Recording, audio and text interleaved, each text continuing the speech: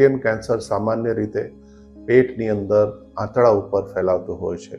એ લોહી દ્વારા લીવરમાં, લંગ્સમાં, બોન્સમાં ફેલાતો નથી સામાન્ય રીતે. અને જો આંતરડા ઇન્વોલ્વ થઈ જાય, એની અંદર પકડાઈ જાય, તો દર્દી થોડા ટાઈમમાં ખાઈ પી ના શકે, પાણી બી ના પી શકે, અને પછી એવા દર્દીઓને દવાઓથી બી સારવાર કરવું બહુ અઘરું પડે છે. વીણાબેન, તેમને બી ઓવેરિયન કેન્સર હતું જે ફરીથી આવ્યું હતું, અને એમનામાં અમે લોકોએ સેકન્ડરી સાઇટોરિડક્ટિવ સર્જરી પ્લાન કરી હતી. ઓપરેશન દરમિયાન જે રોગ હતો એમના આંતરડા જોડે ચોંટેલો હતો, મોટું આંતરડું પર ખાસો એવો રોગ હતો, અને જેથી કરીને અમારે જમણી સાઈડનું આંતરડું કાઢવું પડ્યું. તેમના નાના આંતરડા પર બી ખાસી એવી ગાંઠો હતી જેનો બી અમે નિકાલ કર્યો હતો. પેશન્ટ રૂટીન ફોલોઅપમાં આવતા હતા.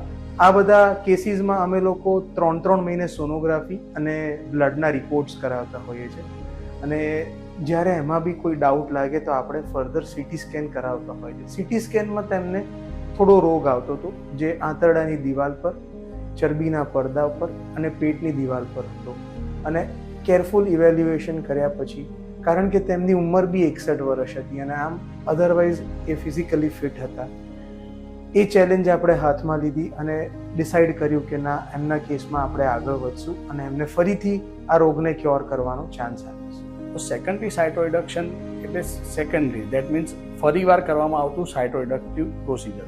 સો જે દર્દીઓને પહેલાં ઓલરેડી એકવાર સાઇટોરિડક્શન પ્રોસિજર થયેલી હોય, એવા દર્દીઓમાં સર્જિકલ ચેલેન્જ શું હોય છે કે સ્મોલ બોવેલ એડહેશન્સ.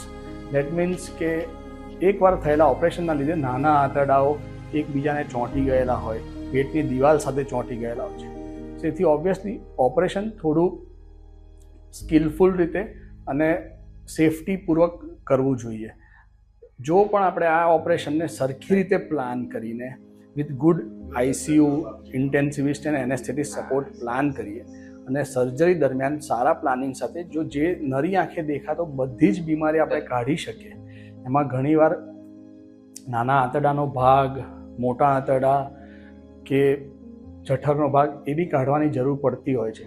પણ જો આપણે આ પ્રક્રિયા એક સારી રીતે પૂરી કરીને વિઝિબલ ડિસીઝ, જેને કહેવાય કમ્પ્લીટ સાઇટોરિડક્શન, એ આપણે કરી શકીએ, તો આવા દર્દીઓને ઘણા લાંબા ટાઈમ માટે પેરિટોનિયલ ડિસીઝ કંટ્રોલ મળી શકે છે, જેના લીધે એમની ક્વોલિટી ઓફ લાઈફ, જેમાં સારી રીતે હરીફરી શકે, ખાઈ પી શકે, તે પેશન્ટ સારી રીતે કરી શકે.